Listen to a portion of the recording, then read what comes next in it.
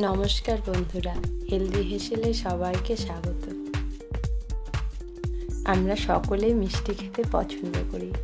চলুন আজকে বাড়িতেই তৈরি করে নেওয়া যাক সুন্দর খেজুর গুড়ের কালাকাঁদ। এই কালাকাঁদ বানানোর জন্য ওভেনে আমি 1.5 লিটার দুধ বসিয়েছি। ভালো করে দুধটা জাল করে নিয়ে এর মধ্যে আমি 1 চামচ ভিনেগার দিয়ে ছানা কাটছি। একবারে আমি সম্পূর্ণ ভিনেগার দিইনি, আবার 1 টিস্পুন দিলাম। আস্তে আস্তে করে দুধটা থেকে পুরোটা ছানা বেরিয়ে আসবে আর জলটা আলাদা হয়ে যাবে। আপনারা ইচ্ছা করলে এটা লেবু বা ছানা কাটার পাউডার দিয়ে ছানাটা কাটতে পারবেন।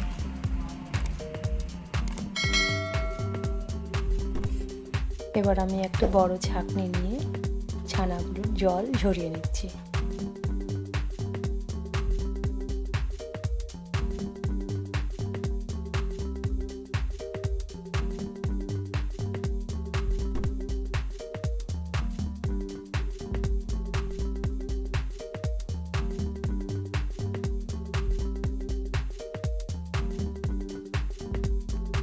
ভিনেগার দিয়ে ছানাটা কেটেছি, তাই আমি ভালো করে ঠান্ডা জল দিয়ে ছানাটাকে ধুয়ে নিচ্ছি।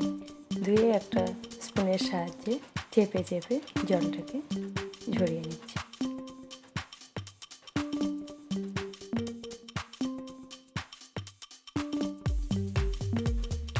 কালাকাঁদ তৈরির প্রথম স্টেপ হয়ে গেল। ওভেনে একটা কড়াই বসিয়েছি। কড়াই আমি 1/2 লিটার দুধ ভালো করে জাল দিয়ে নিচ্ছি।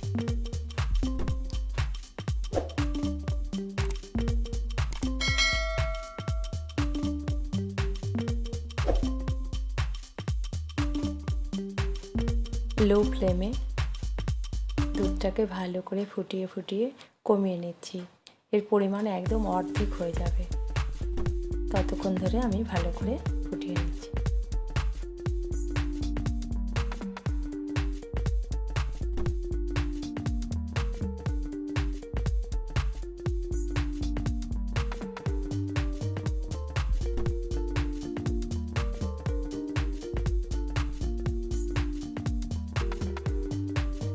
দুধটা ঘন হয়ে গেলে এর মধ্যে আমি 2 টিস্পুন গুঁড়ো দুধ মিশিয়ে দিলাম। গুঁড়ো দুধটা দিলে সন্দেশটা খেতে খুব স্বাদ লাগবে, টেস্টি হবে, এই জন্যই দিলাম। জল ঝরিয়ে রাখা ছানাগুলো এবার আমি এই দুধের মধ্যে মিশিয়ে দিচ্ছি।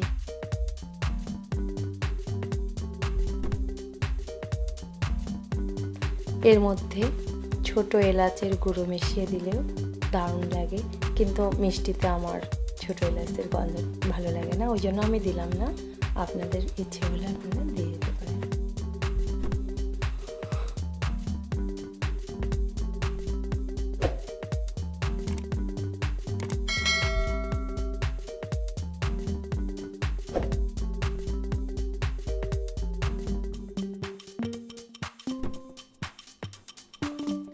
সন্দেশটা আমার প্রায় রেডি হয়ে এসছে, সুন্দর হয়ে গেছে।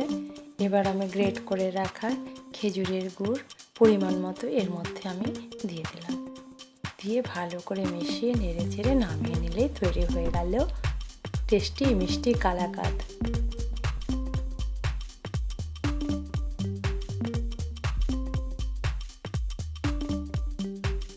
মিষ্টি দেওয়ার পর একটু জল জলে ভাব হয়, এই জন্য একটুক্ষণ ধরে আমাকে ভালো করে নেড়ে চেড়ে ভালো করে মিশিয়ে নিতে হবে।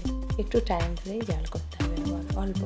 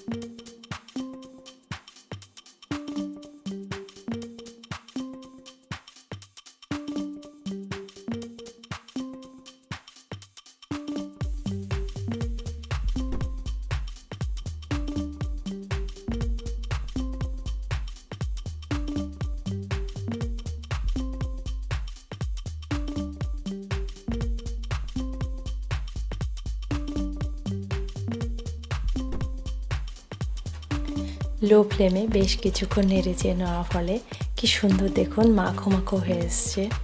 আমি এটাকে নামিয়ে নিয়েছি ওভেন থেকে। আমার সন্দেশ তৈরি। এবার আমি একটি থালার মধ্যে ঘি দিয়ে মুছে নিয়েছি, ঘি দিয়ে লেপ দিয়ে নিয়েছি। এবার তার উপরে আমি এটাকে ঢেলে সুন্দর করে কেটে কেটে কিউব করে বা যার ইচ্ছে মতো কেটে নিয়ে পরিবেশন করলেই তৈরি হয়ে গেল সুন্দর টেস্টি মিষ্টি কালাকাঁদ।